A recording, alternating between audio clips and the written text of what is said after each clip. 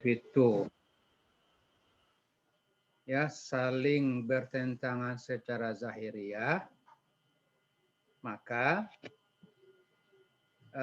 bahasannya, kajiannya bagaimana menyelesaikan pertentangan-pertentangan yang tampak. Itu makanya disebut untuk hadis-hadis mukhtalif, bagaimana menyelesaikan pertentangan-pertentangan lahiriah yang tampak tersebut. Kalau hadis-hadis tentang ibadah, di sini tidak bertentangan. Cuman ada perbedaan versi. Ini yang harus dipahami. Ambillah contoh tadi. Praktek beruduk Rasulullah. Ketiga-tiga riwayatnya kan semuanya menyatakan Rasul membasuh anggota wuduknya. Hanya perbedaan versi. Satu riwayat hanya membasuh satu kali saja. Riwayat Ibnu Mas'ud mengatakan Rasul membasuh anggota wuduknya masing-masing dua kali, sama-sama membasuh. Dan selanjutnya riwayat ketiga, Ali, Rasul membasuh anggota wuduknya itu tiga kali, kan sama-sama membasuh ketiga-tiganya. Kan tidak ada yang bertentangan. Maka untuk hadis tentang ibadah ini bukan bertentangan makna zahirnya. Bedakan dengan mukhtalif.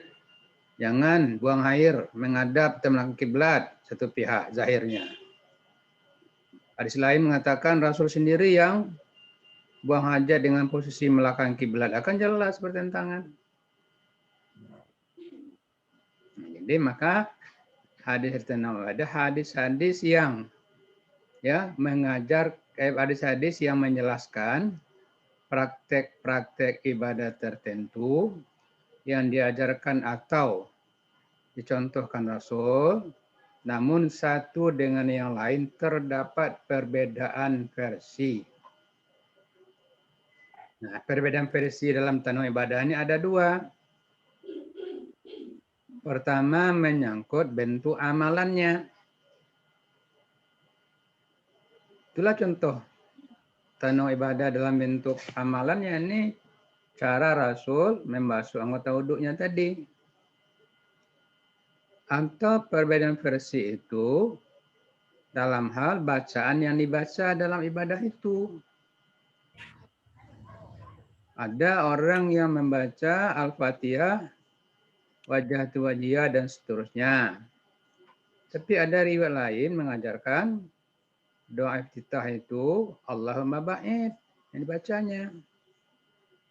Ada lagi riwayat lain kabirah. Ketiga-tiganya sama membaca tapi berbeda versinya. Doa ketika kita rukuk ada subhana azim, ada lagi subhanakallahumma rabbana. Tasahud, apalagi sangat banyak redaksi tasahud kalau kita ikuti riwayat-riwayat dari Rasulullah itu.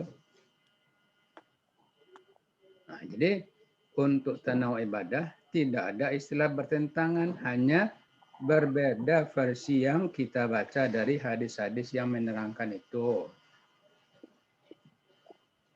Dengan demikian, lagi kalau untuk hadis-hadis mukhtalif, pokok persoalannya adalah bagaimana menyelesaikan pertentangan yang tampak.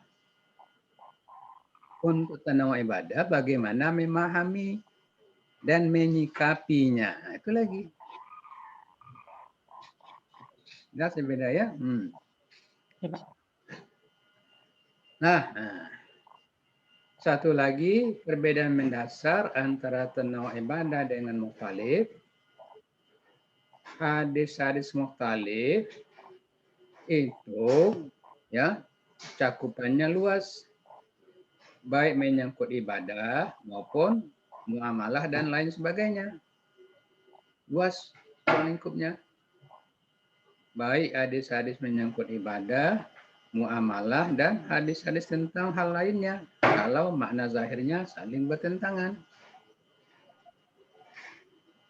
Sedangkan hadis-hadis tentang ibadah hanya terbatas pada hadis-hadis terkait ibadah mahdah saja. Tidak ada tanawu'u ibadah di luar masalah ibadah mahdah. Itu batasan untuk tanawu'u ibadah itu. Oke, ya. Nah, Ya, Pak. adapun kalau landasan teori ilmu mukhtalifil hadis kan dijelaskan kemarin karena kedua-dua hadis yang tampak zahir bertentangan itu sama-sama sahih. Sesuai kata Imam Syafi'i, apabila hadis itu sahih, tidak ada alasan kita untuk meninggalkannya. Kita wajib memahami dan mengamalkannya dengan baik. Ya, nah itu dasarnya. Jadi kalau sudah diketahui hadis-hadis itu sama-sama sahih atau minimal makbul, tetapi makna zahirnya tampak bertentangan, maka tugas kita mencari penyelesaian. Dengan cara apa? Dengan cara memahami keterkaitan satu hadis dengan hadis yang lainnya itu. Itu untuk mukhtalif. Untuk tanawu'u ibadah, landasan teorinya apa? Landasan teorinya adalah kaidah yang sudah dirumuskan oleh para ulama. Apa itu? Al-aslu fil ibadati at-tauqifu wal ittiba'u. Itu kaidah yang sudah dirumuskan oleh para ulama. Apa artinya itu? Hukum asal menyangkut urusan ibadah atau kifu sudah tertentu. Siapa yang menentukan? Rasulullah. Artinya apa? Untuk ibadah-ibadah mahdah, kita hanya boleh melakukan, mengamalkan sejauh yang diajarkan oleh Rasulullah. Atau dengan kata lain, sejauh ditemukan dalil-dalil makbul yang menerangkannya. Tugas kita apalagi ittiba. Makanya atau kifu ittiba apa ittiba? Ikutilah, amalkanlah seperti yang diajarkan oleh Rasulullah. Jadi untuk hadis-hadis tanawu'u ibadah, apabila hadis-hadis itu termasuk hadis-hadis makbul, maka harus dipahami ibadah-ibadah yang memiliki dalil hadis yang makbul itu adalah bentuk-bentuk ibadah yang sah. Mana saja di antara bentuk ibadah yang kita temukan dalam hadis ibadah itu yang akan dipakai, akan diamalkan, berarti sah ibadahnya, boleh. Kan itu artinya. Anda mau membasuh anggota wudhu 3 kali, bagus, baik. Oh cukuplah 2 kali saja, juga boleh. Oh mungkin hanya 1 kali sajalah, juga sudah sah. Karena ada dalilnya semua. Anda mau baca doa kita wajah itu karena itu yang dari kecil diajarkan, boleh, silakan. Anda membaca Allah muba'in karena itu yang lebih paham, silakan. Mau baca doa iftitahnya kabira walhamdulillah katsiran dan seterusnya panjang itu juga boleh. Nah, inilah ya pemahaman terhadap tanawu'u ibadah. Sekali lagi, bentuk-bentuk ibadah yang diterangkan dalam hadis tanawu'u ibadah selama hadis yang menjadi dalilnya berkualitas sahih minimal hasan atau makbul, itu menunjukkan versi-versi yang ada itu semua sah. Boleh kita lakukan dan boleh kita amalkan. Yang mana saja yang dipilih, insya Allah tetap sah ibadahnya. Itulah untuk hadis tanawu'u ibadah. Sampai situ ada pertanyaan, silakan. Silakan kalau ada pertanyaan.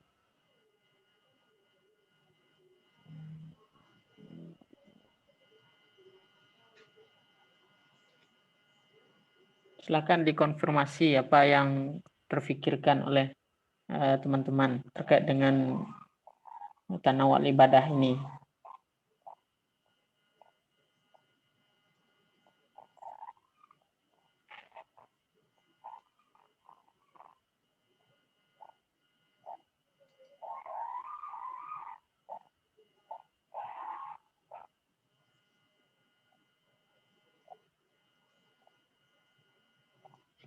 Gimana, Henry? Iya, Pak.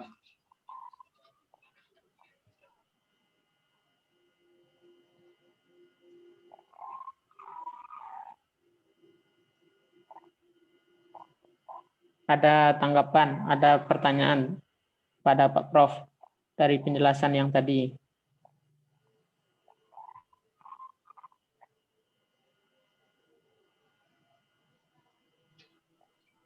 Mungkin sampai di sini tidak ada pertanyaan dulu, Pak.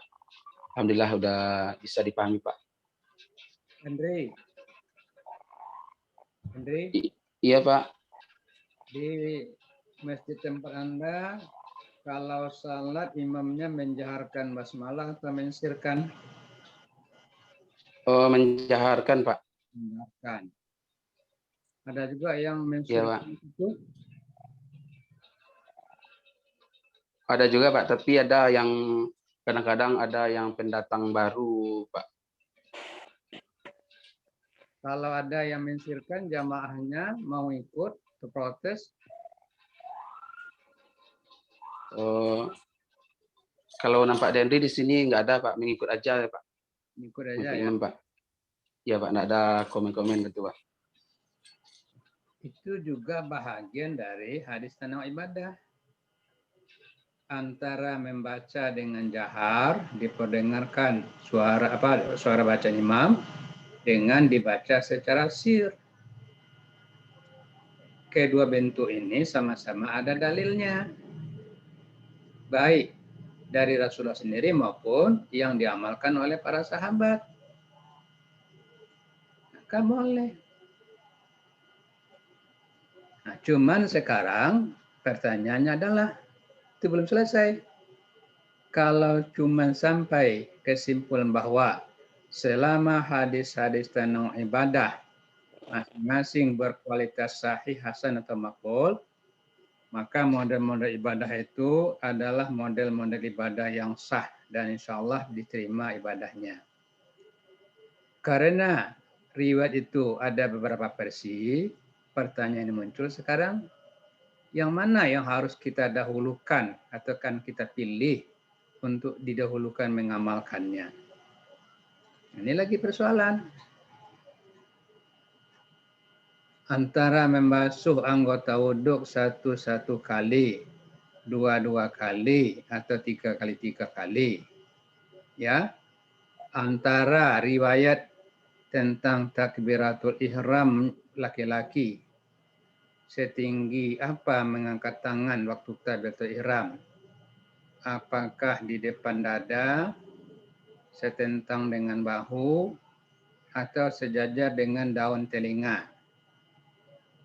Nah, yang mana yang akan dipilih? Sekarang saya lihat banyak anak muda hanya di depan dada saja.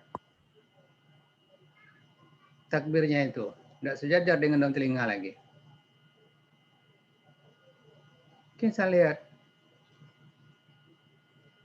Nah, apa dasar-dasar untuk memilih yang utama ini lagi?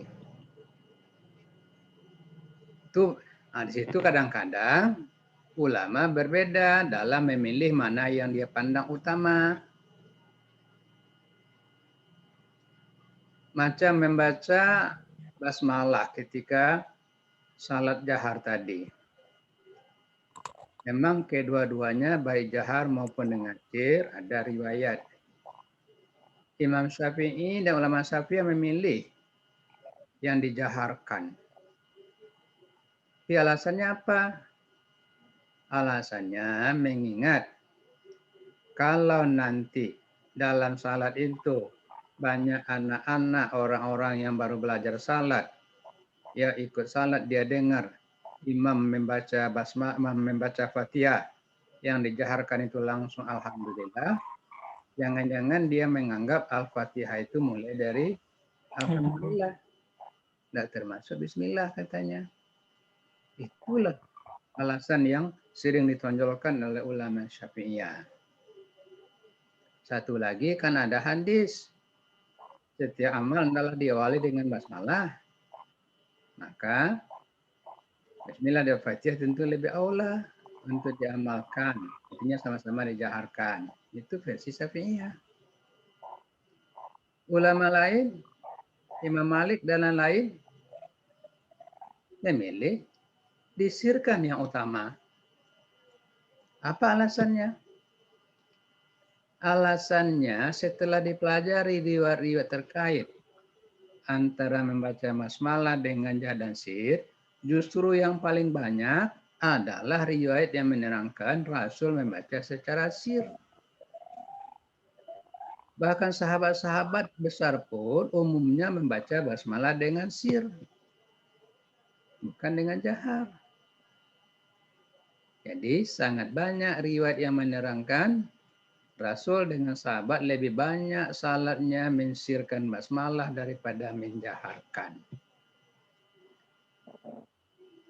Kalau itu bentuk amalan yang lebih sering sampai dilakukan oleh Rasul dan sahabat, itu menandakan itulah yang utama. Sebab Rasul dengan sahabat tentu biasanya memilih bentuk-bentuk ibadah yang utama. Maka itulah yang patut kita dahulukan. Nah, kita lihat dalam sejarah. Sampai sekarang imam-imam di Masjidil Haram di Mekah, Anda dengarlah itu melalui televisi, demikian juga imam-imam Masjid Nabawi di Madinah, semuanya membaca basmalah secara sir. Nah, itulah alasannya. Maka membaca basmalah sir itulah yang dipilih yang lebih utama didahulukan daripada menjaharkannya. Meskipun begitu, baik mensirkan maupun menjaharkan, tetap dipandang harus sama-sama sah. Ya, karena memiliki dalil-dalil yang sah. Ini pertama. Yang kedua pertimbangannya, ya jadi dasar pertimbangan memilih yang utama tadi, pertama melihat mana di antara bentuk amalan ibadah itu yang lebih sering dilakukan oleh Rasul dan sahabat. Dalam arti yang lebih banyak riwayat yang menerangkan ya yang dilakukan Rasul dan sahabat.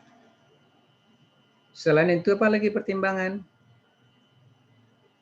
Pertimbangannya adalah mana yang lebih sempurna amalan itu dari banding yang lainnya. Nah, ambillah contoh. Membasuh anggota wudhu satu kali, dua kali, tiga kali. Sangat yakin kita membasuh anggota wudhu 3 kali itulah yang utama. Karena semakin yakin kita bagian anggota tubuh yang wajib dibasuh akan lebih ya merata kena air ketimbang yang 2 kali apa 1 kali. Nah, ini namanya kesempurnaan bentuk amalan itu. Demikian juga takbiratul ihram bagi laki-laki mengangkat tangan setinggi apa yang paling sempurna? Sudah pasti takbiratul ihram mengangkat tangan sejajar dengan daun telinga itulah yang paling sempurna dibanding dia sesuai dengan setinggi bahu atau apalagi di depan dada. Karena mengangkat tangan sejajar dengan daun telinga yang di depan dada sudah terlewati. Sejajar dengan bahu juga sudah terlewati. Karena dia mengangkat sejajar dengan daun telinga. Itulah bentuk yang sempurna. Tetapi saya juga aneh, itu saya katakan banyak sekarang anak-anak muda, ya takbirnya itu di depan aja, nah, gini aja cuma, nah, di depan sini saja, ya enggak segini, sini aja. Nah, bagi Anda yang mengamalkan itu, tolong cari dalilnya yang 3 ini. Ya, bandingkanlah mana yang sempurna. Jangan ikut-ikutan saja ibadah ini kalau Anda sudah punya ilmu ini. Ya, yang sempurna itu sejajar daun telinga ini yang sederhana. Nah, ini yang sejajar dengan bahu. Nah, ini di depan dada. Ya, nah, jangan di depan dada saja.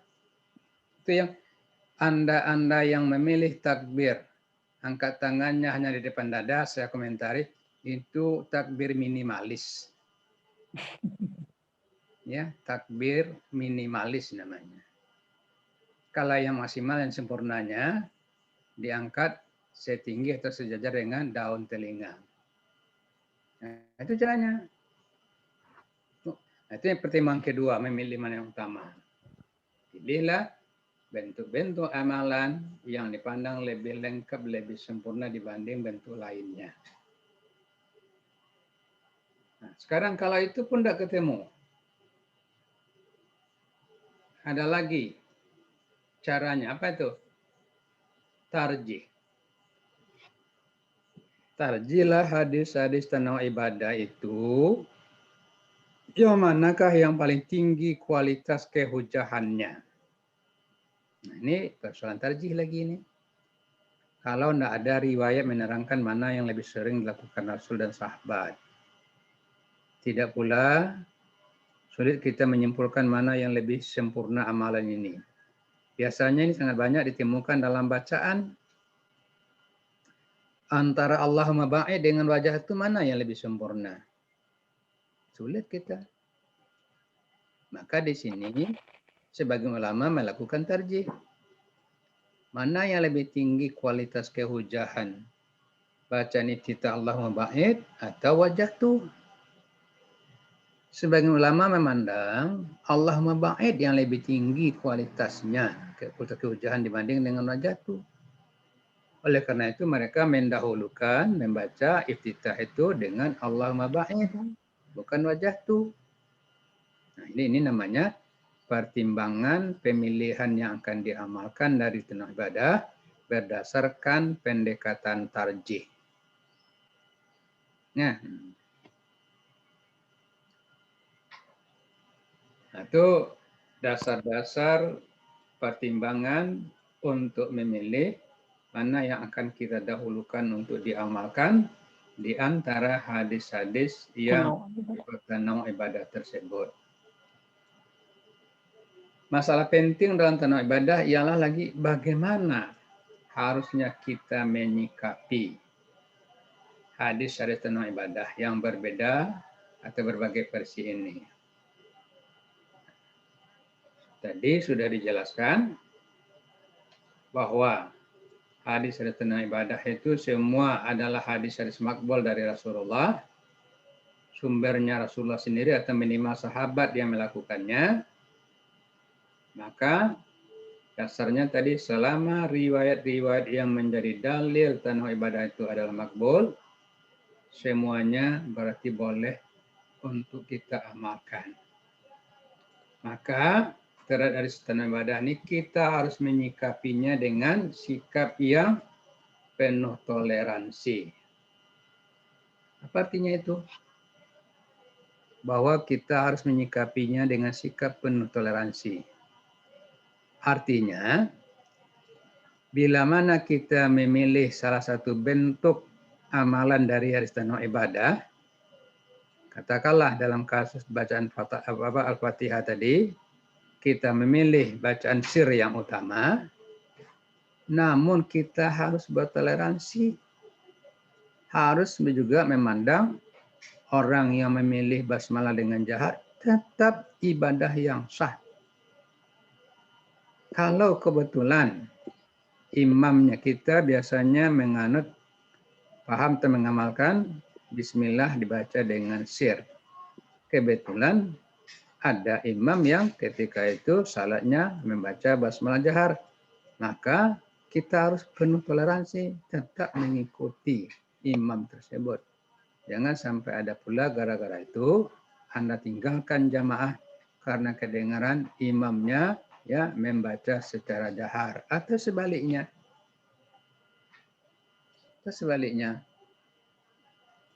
Anda memilih bacaan iftitahnya itu wajahtu. Yang lain memilih Allah maba'id. Nah, kedua-duanya sama-sama sah. Jangan ada anggapan, oh yang pilihan sajalah yang benar. Yang berbeda dengan pilihan kita, itu tidak benar, itu salah, atau salah. Tidak boleh. Mungkin ada hikmahnya oleh Rasulullah tentang hadis tentang ibadah ini. Tapi dari latar belakangnya, ada kalanya tanah ibadah ini disebabkan karena ketika mengajarkan itu tidak sama pula tangkapan sahabat. Misalnya, riwayat tentang mengangkat tangan ketika takbir hanya setentang di depan dada, itu kan sahabat yang menerangkan, saya salat di depan Rasul. Saya takbir setinggi ini, Rasul tidak melarang. Karena dia baru masuk Islam. Belajar. Dia angkat tangan kita takbir hanya di depan dada. Rasul mengetahui melihat tapi tidak melarang. Ya untuk orang yang membuat silakan sajalah itu. Tapi kalau dilihat riwayat yang diamalkan Rasul adalah setentang dengan daun telinga. Nah, itulah ya yang lebih sempurna. Jadi pahamilah tanawwu itu sebagai bentuk-bentuk atau versi-versi pelaksanaan ibadah yang boleh untuk diamalkan, dan kita harus bertoleransi juga tetap memandang amalan orang yang berbeda dengan kita selama dalilnya sahih adalah bentuk-bentuk amalan yang juga sah, dan insya Allah sama-sama akan berpahala bagi yang melakukannya. Ya, oke lah, diskusi lebih lanjut. Balikan kepada Pak Nanda. Ya, Pak. Ya. Silakan. Tadi saya kira dari penjelasan Pak Prof itu bagaimana beramal dengan hadis tanawwu ibadah itu sudah sistematis ya. Yang Anda buat di dalam makalah itu kan ada 4. Nah, yang Pak Prof sudah jelaskan secara sistematisnya. Yang pertama tadi yang lebih sering dikerjakan Rasul, kemudian kalau tidak, kemudian lihat batasan minimal dan batasan maksimalnya, yang ketiga terjihnya. Nah, silakan yang lain yang mau bertanya, silakan. Dari makalah boleh bertanya, Pak? Ya, boleh, silakan. Baiklah, terima kasih kepada Bapak. Yang ingin saya tanyakan mengenai ibadah ini yang mana yang telah dijelaskan oleh Bapak Prof tadi, yang mana yang dijelaskan Bapak Prof tadi mengerjakan yang lebih utama yang dicontohkan oleh Rasulullah. Nah, jadi yang jadi pertanyaan saya di sini ada di sini Pak, di tempat saya Pak, mengenai tasyahud akhir ini Pak. Ada yang tasyahud akhirnya kan biasanya kita kan duduk tasyahud akhir ini kita duduk udah di lapiak gitu Pak. Nah, tapi di sini ada yang dilihat dan ada juga yang bertanya Pak mengenai tasyahud akhir ini apakah ada dalil mengenai duduk akhir ini duduk masih di kakinya Pak. Padahal yang seharusnya duduk tasyahud akhir ini kita sudah duduk di lapik sejadah gitu Pak. Dan yang kedua menjadi pertanyaan Pak mengenai apa tuh Pak? Mengenai tunjuknya yang itu Pak. Mengenai tunjuknya tuh yang digoyang-goyangkan gitu Pak. Apakah ini ada dalil yang sahih atau dicontohkan oleh Rasulullah? Mungkin sekian dikembalikan Pak. Untuk persoalan duduk akhir, ada riwayat yang menerangkan bahwa kaki kiri itu disilangkan di bawah kaki kanan, ya, sehingga pantat kita menempati tikar atau lapia. Itu riwayatnya. Tapi bagi orang-orang yang karena kondisi keadaannya mungkin tidak sanggup gitu, sakit sangat berat, boleh dia tidak mengikut seperti itu, boleh hanya tetap saja di atas kakinya. Ini saya kira bukan tanawwu ibadah. Tetapi orang-orang yang ada dua kemungkinan. Kalau riwayatnya tasawuf akhir itu kaki kiri kita silangkan di bawah kaki kanan. Dan pantat kiri itu duduk langsung mengenai tikar. Kaki kanan ditegakkan jarinya. Ya, di bawahnya kaki kiri nyelangi. Orang-orang yang masih saja duduk di tasawuf akhir itu di atas kaki, ada kalanya memang tidak tahu. Tidak mau tahu atau tidak tahu. Mungkin juga diajarkan atau mungkin kondisi kakinya sangat sulit ya dia untuk duduk seperti yang saya ceritakan tadi itu. Ya, dibolehkan kalau memang sulit sakit bagi kakinya barangkali. Jadi kondisinya tidak mengizinkan atau yang menyakitkan bagi dia. Jadi ini bukan termasuk tanawuk sebetulnya. Yang kedua yang menarik tadi pertanyaannya. Gimana yang Anda lihat? Itu Pak, menggerak-gerikkan tunjuknya tuh Pak, setiap apa tuh Pak, itu Pak. Menggerak-gerakkan. Kalau ini ada satu lagi persoalannya, bukan tanawuk ibadah dari hadis, tapi perbedaan pemahaman terhadap hadis yang sama.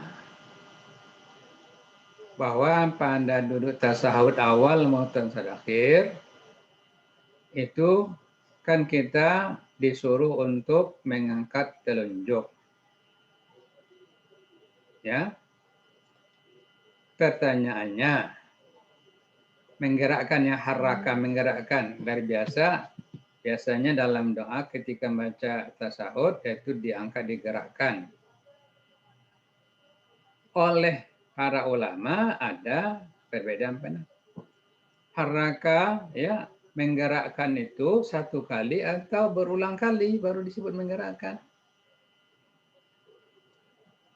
Sebagian memang menggerakkan, mengangkat dari ya yang semula ketika baca tasawuf ditinggi diangkat. Nah, itu khusus untuk baca tasawuf hanya sekali itu. Yang lain tidak memahami menggerak-gerakkan bagi dia. Bukan menggerakkan, kalau menggerakkan satu kali. Kalau menggerak-gerakkan tentu berulang kali. Ini perbedaan ini karena pemahaman, bukan karena hadis-hadis yang menerangkan. Karena istilah kana Rasulullah ya haraka nih, menggerakkan. Ya. Menggerakkan itu, haraka itu satu kali atau berulang-ulang kali. Nah, yang satu sebenarnya lama satu kali kapan? Ketika kita baca ya apa namanya? Asyhadu an la ilaha illallah wa asyhadu anna muhammadar rasulullah itu digerakkan. Oh, yang lain tidak. Haraka itu maknanya menggerak-gerakkan. Nah, maka berputar-putar teruslah telunjuknya itu. Gerak-gerak terus dia. Nah, itu tuh. Jadi ini bukan karena hadisnya setahu saya, tapi pemahaman ulama yang berbeda. Nah, alhasilnya sama. Karena ini keduanya kan sama-sama menggerakkan ini. Nah, yang satu kali saja cuman ketika kita baca asyhadu an la ilaha illallah, yang lain tidak menggerakkan itu ya. Selama kita duduk tasawuf, kita gerak-gerakkan telunjuk tangan kita, maka sampai nanti ditutup ketika akan baca salam saja baru mereka tutup. Nah, ini pemahamannya yang berbeda ini. Ya, silakan. Apalagi? Sudah, Henry ya. Ya, alhamdulillah sudah Pak, bisa pahami Pak. Oke, ada yang lain? Izin bertanya Pak. Ya. San? Ada jelas suara ya Pak? Ya. Jelas-jelas. Baiklah. Tadi kan Bapak menjelaskan kalau hadis dan ibadah Kurang jelas dah lagi Hasan. putus ya. Ya, putus-putus. Coba cari yang jelas sinyalnya.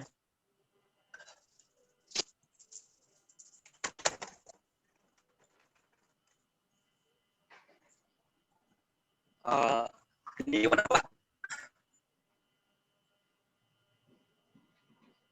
ada kan Pak? Ya, silakan. Jadi gini Pak, pertanyaannya bagaimana kalau mengamalkan hadis yang pertama kita belum tahu hadis contohnya seperti berwudu 2 kali, 3 kali. Kita pertama hanya tahu 2 kali dan setelah kita mengetahui hadis ada 2 kali dan itu sah, kita melakukannya dengan 2 kali, apakah itu dikategorikan taklid atau boleh? Maka demikian Pak.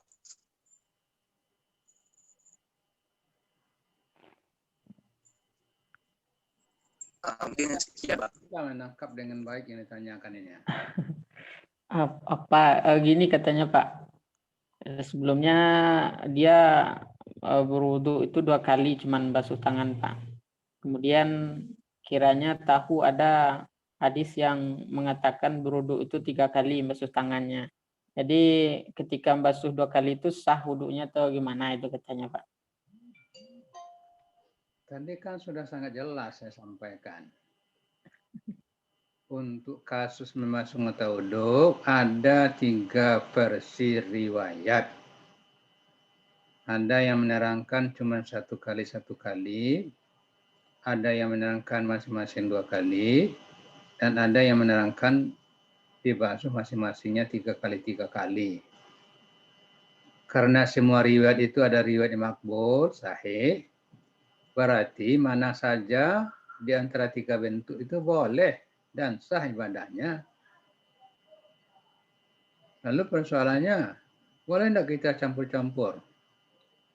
Pagi ini kita basuh 3 kali, siang nanti 2 kali saja, asar 1 kali.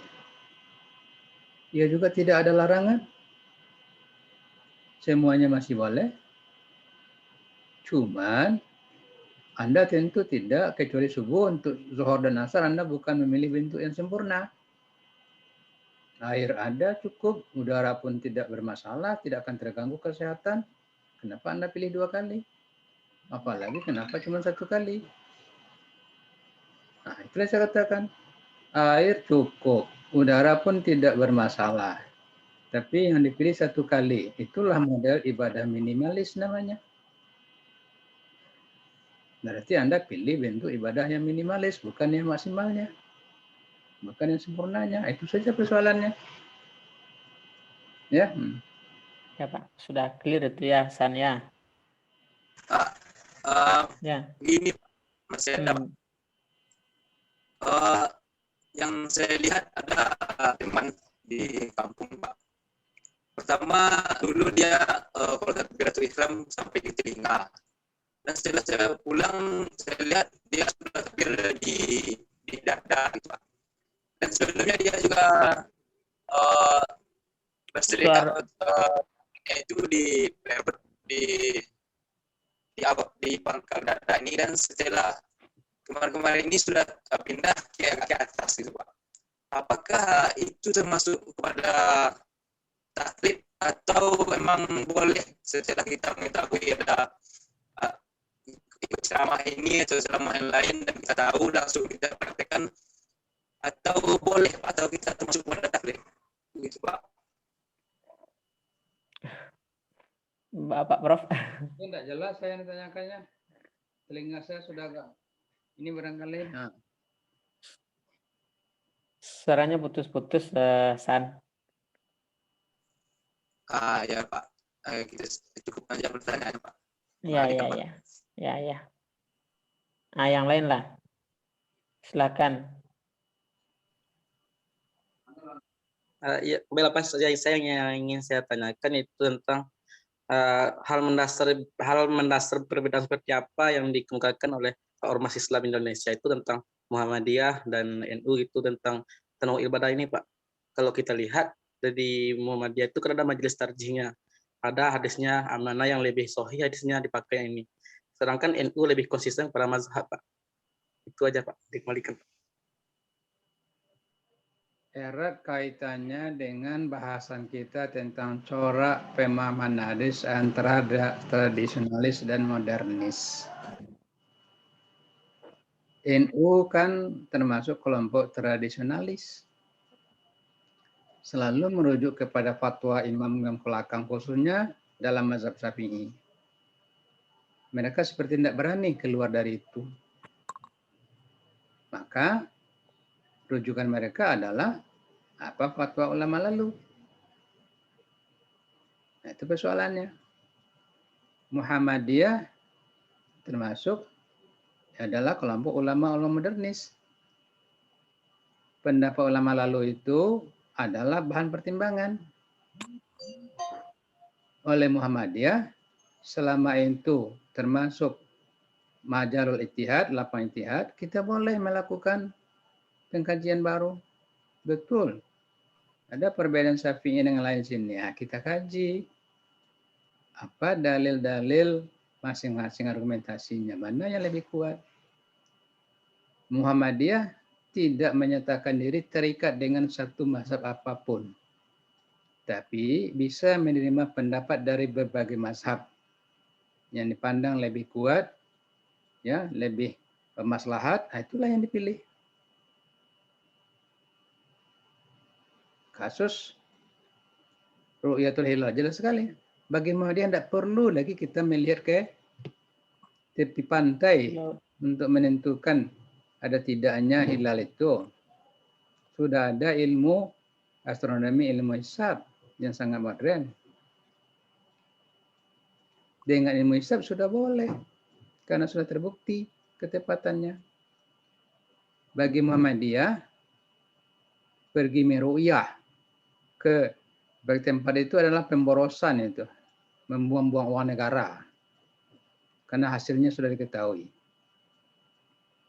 Tapi bagi NU belum boleh kita mengambil kesimpulan kalau belum kita melihat sendiri dengan mata kepala. Ya, kan itu pendiriannya. Karena ru'yah itu dipahami sesuai dengan pemahaman ulama klasik menggunakan mata kepala. Nah, kemarin itu kan sangat lucu. Rapat isbat yang digelar oleh Menteri Agama. Apa komentarnya? Dari 80 titik tempat ya meru'yah, tidak satu pun yang melaporkan melihat hilal. Ya memang kata ilmu hisab, hilal masih jauh di bawah ufuk, ada 4 derajat lebih, tidak akan mungkin terlihat. Apa juga kita pergi lagi. Nah, hasilnya itulah Menteri Agama. Tidak terlihat. Ya betul tidak akan terlihat. Malah kalau ada yang mengaku melihat, itu patut dipertanyakan. Nah, kemudian di komentar juga tidak terlihat satu pun yang melaporkan karena memang menurut hisab hilal masih jauh di bawah ufuk. Kan sangat lucu pernyataan itu. Inilah yang terjadi di masyarakat kita ini. Ya, itu persoalan ya corak pemahaman lagi itu. Yang tertulis akan selalu mengikut dan sangat terikat dengan ya pendapat ulama klasik, apalagi kalau menyatakan bermazhab, tidak akan berani keluar dari mazhabnya. Itu soalannya. Silakan. Lagi.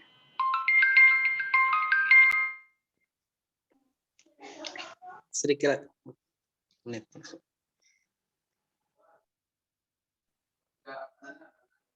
Sedikit lagi Pak tentang kalau yang saya tahu tentang NU dan sebagainya itu konsisten mazhab itu wajib bermazhab, sedangkan Muhammadiyah konsisten tidak bermazhab Pak.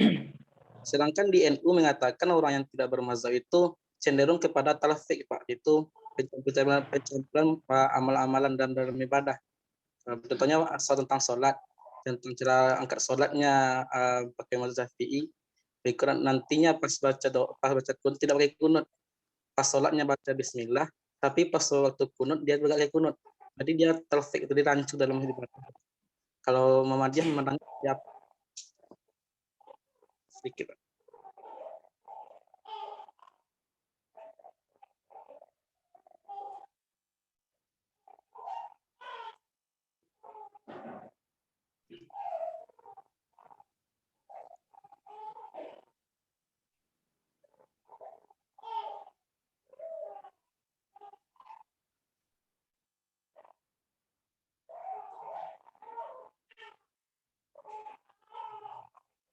Ya, tadi saya ada telepon masuk. Silakan, apa tadi yang ditanyakan? Ulang lagi. Judi. Ya. Baik Pak, lagi Pak. Kalau saya memahami kan saya masuk pesantren. Saya memahami bahwa dalam ulama itu seperti itu dan seperti yang sebelumnya itu konsisten itu bahkan mengatakan wajib bermazhab seperti mengikut kepada kaidah akidah Asy'ari dan sebagainya. Tapi dalam NU dia memandang tidak terikat dengan mazhab, jadi dia tidak wajib bermazhab. Nah, menurut NU bahwa orang yang tidak bermazhab itu cenderung kepada talfik, seperti contohnya dia sholat, dia membaca bismillah ketika baca alhamdulillah, tetapi waktu sholat subuh dia tidak mengikut kunut, jadi dia tidak mencampurkan ulama Imam Syafi'i dan Imam Hanafi dalam satu sholat itu Pak. Maka NU memandang itu talfik Pak. Kalau dalam pandangan Muhammadiyah seperti apa Pak? Sedikit. Baik. Yang talfik itu yang bagaimana? Siapa yang melarang talfik? Ada enggak dalil hadis? Yang menyuruh mazhab juga ada enggak ulama apa dalil yang menyuruh mazhab? Bermazhab itu diperlukan bagi orang-orang yang tak mampu berijtihad.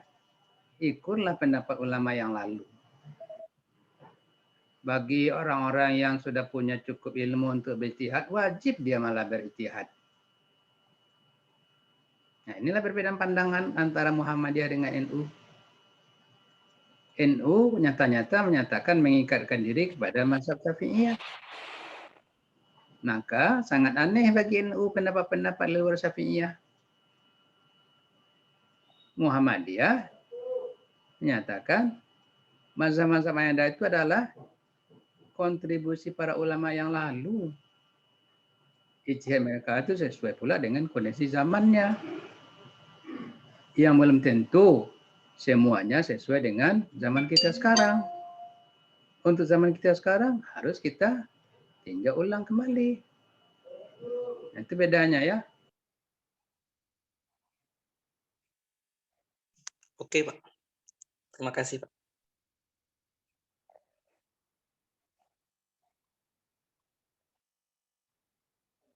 Sudah jadi ya. Sudah Pak. Sekian. Dikembalikan Pak.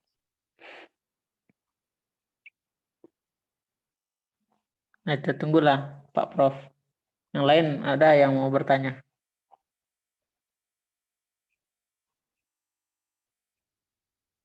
Mikrofon Bapak belum hidup, Pak. Nah, masalah talfik. Tadi Rasul sendiri salat. Ada kalanya menjaharkan basmalah, ada kalanya mensirkan.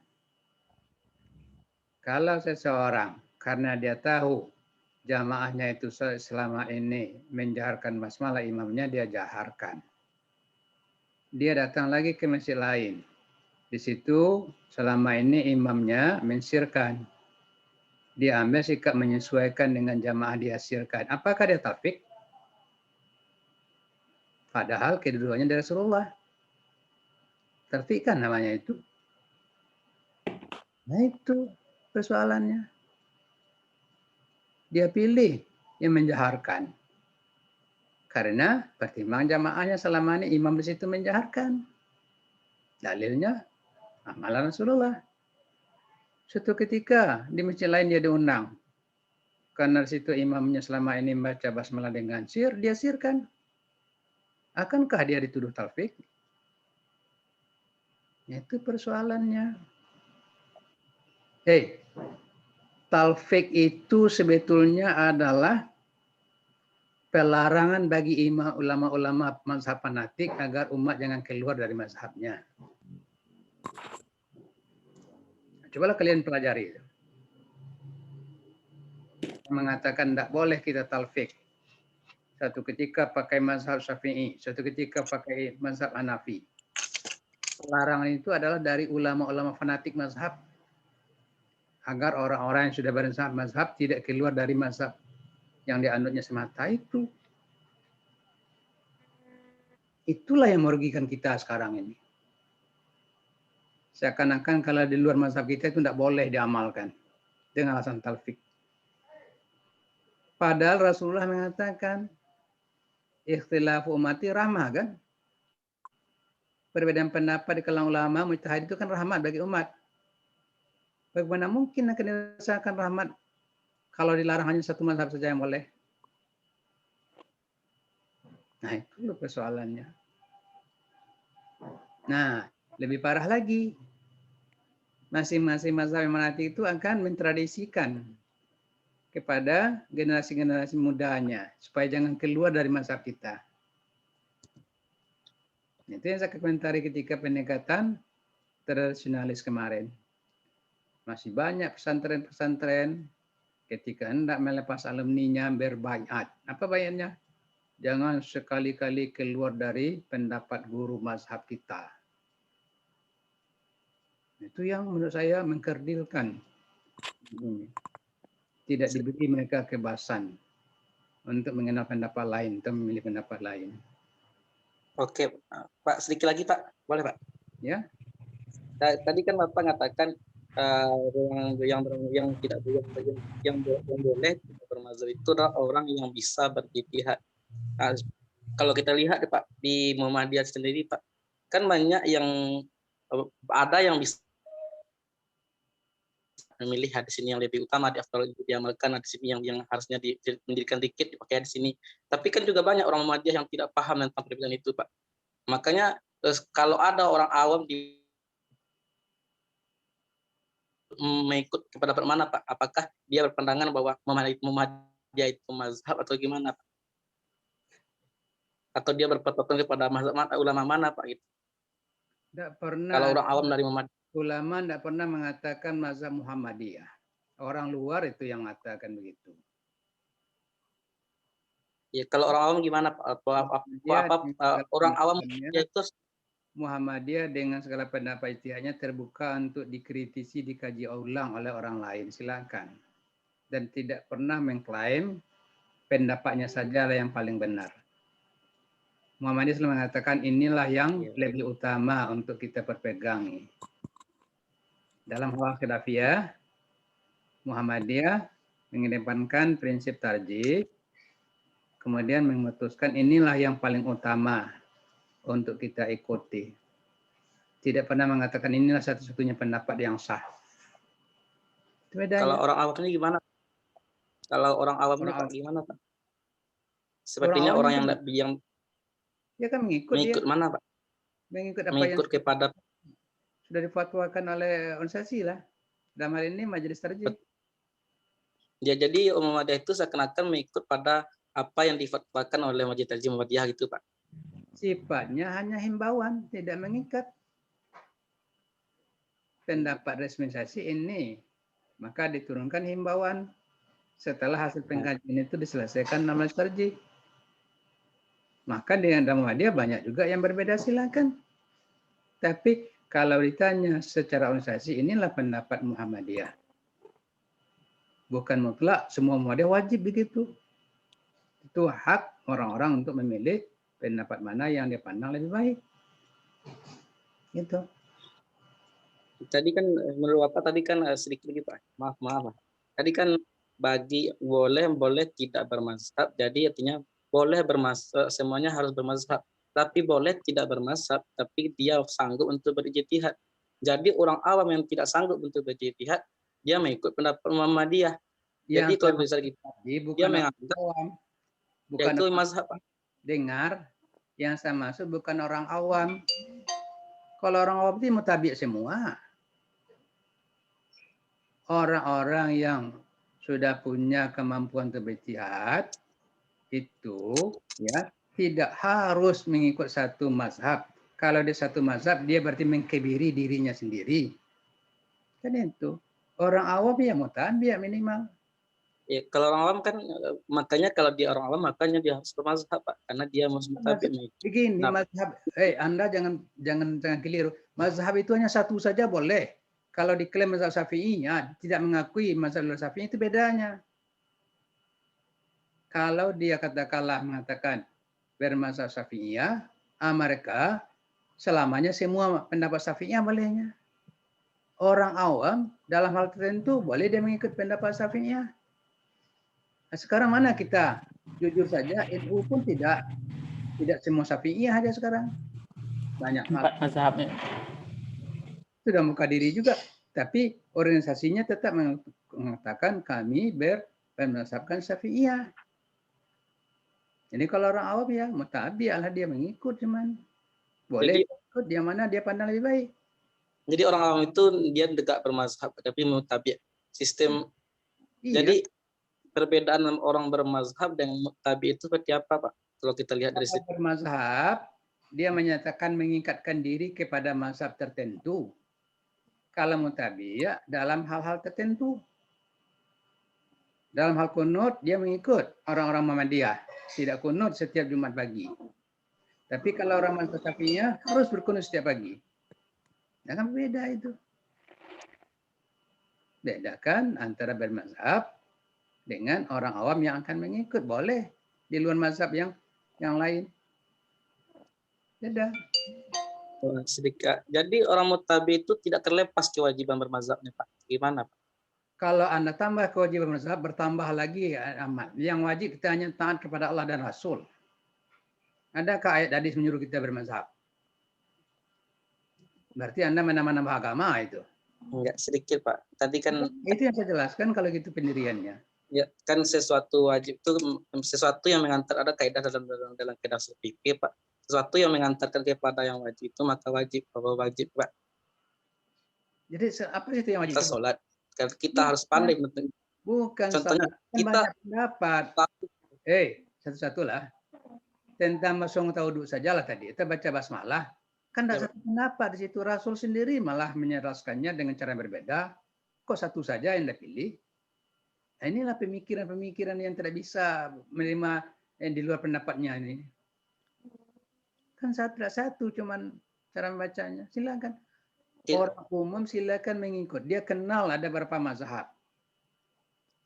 Yang melarang taufik itu hanya ulama-ulama fanatik mazhab, saya katakan. Saya berani bertanggung jawab.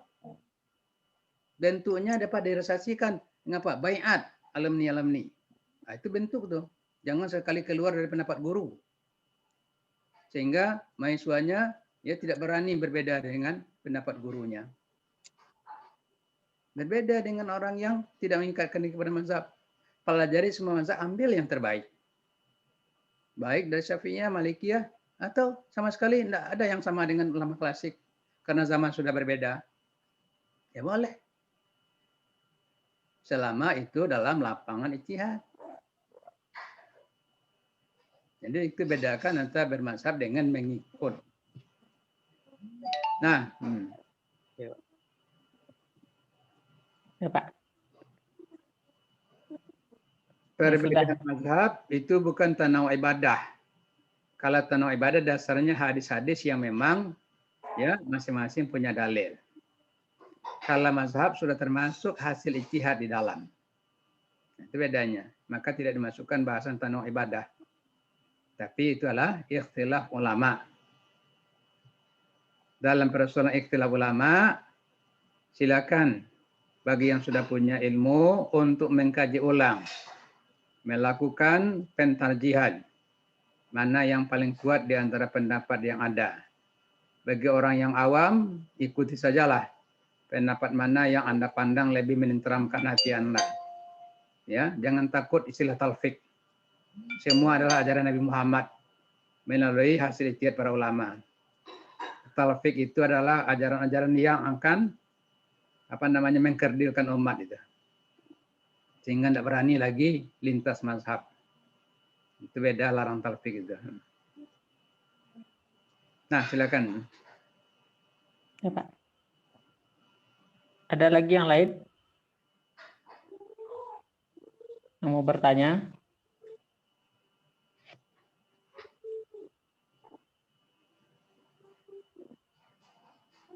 Silakan. Nah, kalau saya dari apa yang dijelaskan Pak Prof tadi, sebetulnya tanawul ibadah itu seperti yang saya katakan tadi, lebih lapang kita beribadah. Jadi lebih luas. Kalau seperti yang dijelaskan teman Anda tadi itu akan agak sempit. Jika berbeda dengan orang lain yang padahal dalilnya sama-sama ada, itu diklaim salah. Malah Pak Prof, saya pernah punya teman kalau imamnya lupa tidak menjaharkan basmalah, malah diulangnya salat Jumat. Nah, ini ada juga kejadian nih Pak. Ya, salah. Apa Pak? Ya, saya juga punya teman gini kejadiannya Pak. Kalau dia salat Jumat, imamnya tidak menjaharkan basmalah, nah dia enggak sah salatnya. Jadi diulang salatnya Pak. Inilah yang kita sayangkan. Padahal tadi dijelaskan untuk bacaan yang sir maupun jahar sama-sama ada hadis yang menjadi dalilnya. Inilah bias mazhab itu. Bias negatifnya. Karena dalam mazhabnya diajarkan harus dibaca dengan jahar, lalu diambil kesimpulan. Kalau tidak dengan jahar, tidak sah salatnya.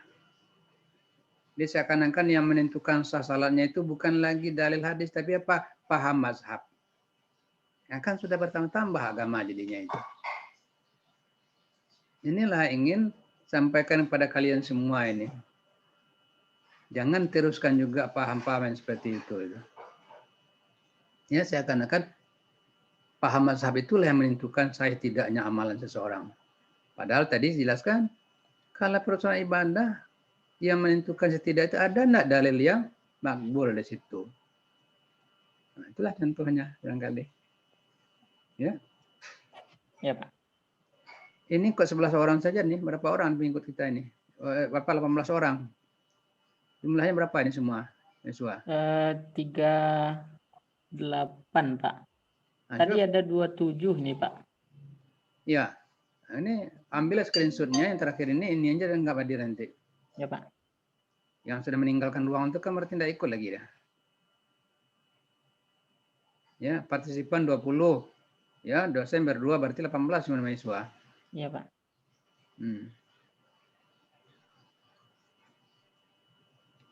Baik. Oke lah, barangkali sudah cukup. Ya Pak.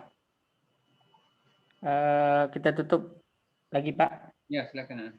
Ya baik, terima kasih kepada Pak Prof yang sudah memaparkan materi tentang tanawul ibadah kepada kita pada pagi hari ini. Saya harap semuanya menyerapnya dengan baik. Kemudian untuk minggu depan kita review Pak ya, review materi pertama sampai materi hari ini. Sekianlah kuliah kita pada pagi hari ini. Kita akhiri dengan mengucapkan hamdalah, alhamdulillahirabbil alamin. Alhamdulillahirabbil alamin. Ada pesan Pak. Waalaikumsalam warahmatullahi wabarakatuh. Selamat